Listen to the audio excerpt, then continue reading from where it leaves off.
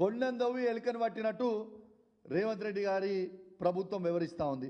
ఇవాళ Rythu Bharosa for example చెప్తున్నా, నా హుజరాబాద్ కాన్స్టిట్యున్సీలో మేము అధికారంలో ఉన్నప్పుడు, కేసీఆర్ గారు అధికారంలో ఉన్నప్పుడు, కేసీఆర్ గారి నాయకత్వంలో మేము పంచినది ఎంత?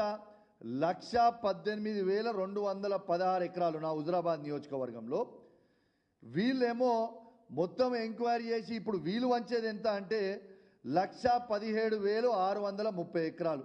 అంటే వీళ్ళు తీసింది ఎన్ని ఎకరాలు అంటే కేవలం 586 ఎకరాలు మాత్రమే తీసిండ్రు.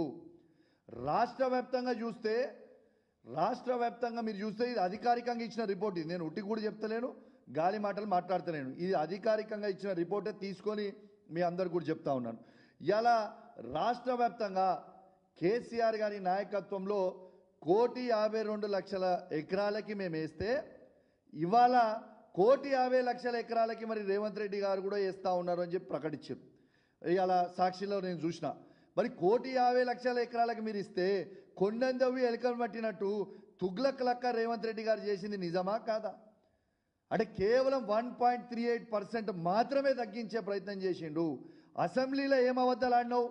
ఇలా కేసీఆర్ గారి ప్రభుత్వం 22,000 కోట్ల రూపాయలని వృధా చేసింది అని అసెంబ్లీ సాక్షిగా తెలంగాణ రైతాంగం మొత్తం కూడా వినేటట్టు నువ్వు మాట్లాడినావు.